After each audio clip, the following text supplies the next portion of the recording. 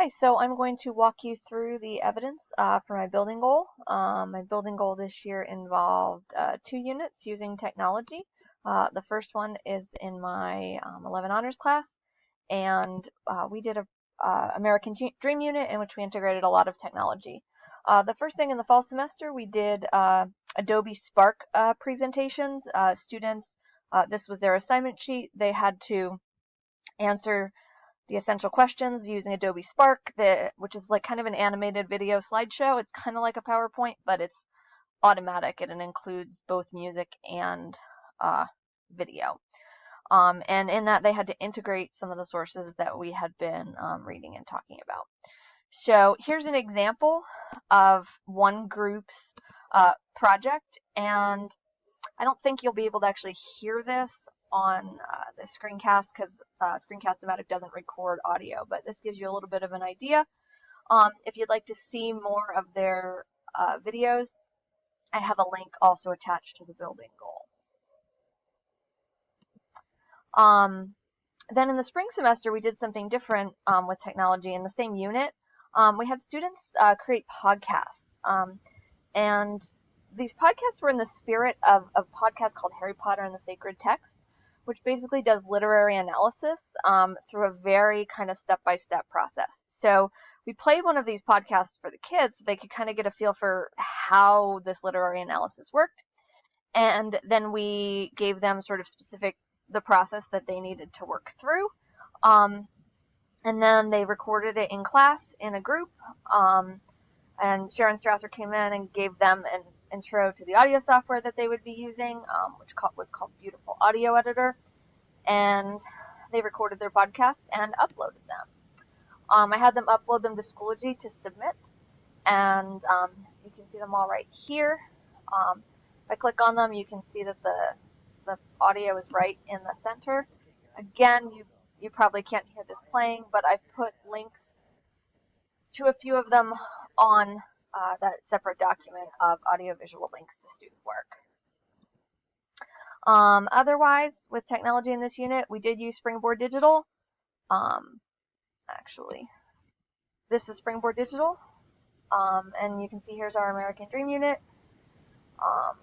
And the Springboard Digital is completely interactive, so I could assign this to my students, this visual prompt, and ask them this question, and then they can respond right here. They can type, they can annotate, they can attach things, whatever. I use Google Forms. This is an example. Just had them kind of do a thinking survey. Lesson 1.3 is all about immigration to America, and so I just asked them kind of just some thinking questions to start our discussion on the topic as we read and talked about the piece. And this is something called a Symbaloo.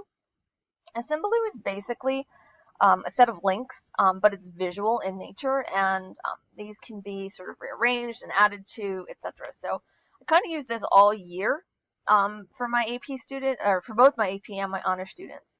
Over here I've got sort of standard links that would be for the whole course, but then each unit has its own little grid. And for example, this was our American Dream unit, and each of these is just a link to something that they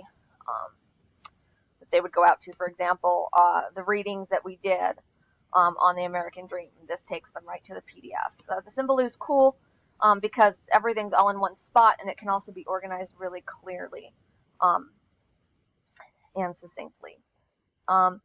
The other set of evidence I have is for my AP Education Synthesis unit, and this was really Google heavy. Here are one class full of all of their documents. This was the doc they worked in during the workshop. Here's an example of a student work in progress, and you can see sort of the interactive nature of this project. As we scroll down at the beginning, there wasn't a whole lot. I think he resolve those comments, but as you get down here, you can see where like the students actually interacted with each other, asking each other questions and responding to each other's questions. This is the author of the piece. This is one of his buddies who was peer reviewing, and they actually had like conversations. You know, they would question each other or ask each other for help. and respond back and forth, which was kind of cool. Here's another example of these comments, and I was really impressed when I started to see the kinds of comments that they were leaving for each other. These are taking a while to load, but like you can start to see like some comments that I left to them, and we start to get into like people asking and making really good points to each other that are really on target with what we're trying to do. I also used a Symbaloo for AP Lang, and this one is a little bit fuller because the course is a little bit more intense, but all of my education unit stuff was down here, and it's got links to my screencasts, not screencasts, mini lessons. It's got a link to a video that I gave them, my example, all of our Google Form check-ins and whatnot. All of that is right here, easily linked for them whenever they needed it. Students got really used to coming here and finding what they needed. I use Google Forms extensively in this unit, both for surveys that I did at the beginning and the end of the unit, asking them to sort of self-evaluate. I also did really quick check-ins at the beginning of class and at the end of class to find out where they were, what they had done, and what they needed.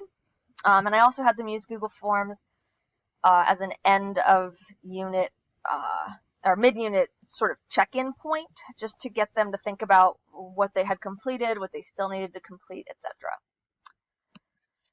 I did give them links to screencasts that I created for the learning. So like they had their textbook, but they also had access to me presenting the material, even though I didn't present it in class as such. They were kind of responsible for that on their own, very flipped classroom kind of thing.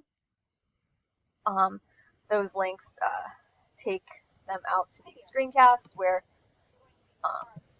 you can see I kind of worked through just a summary of the textbook, just kind of going over it for those students who are oral learners rather than visual ones. I also put up on the Symbaloo any mini lesson that I did. I just sort of made it into a PDF. Obviously, the PDF isn't going to be interactive the way it was when we did it in class, but it's got the gist, so students could reference it if they needed to revisit, or if they were absent, they had some things they didn't miss. And finally, I used Flipgrid a couple of times in this unit. The first time was I just at the beginning of the unit had students brainstorm like some things like, okay, what do you think are some issues in education? And you can see this is a group's one class's videos, and here's Sarah talking about things that she thinks are a big deal in education. We plan on using Flipgrid quite a bit more this year, and actually adding it into the 11 honors curriculum. I also use Flipgrid as part of the mid-unit check-in, just to kind of get them to report in their own words where they were and what they were up to. So that was the portfolio evidence for my building goal.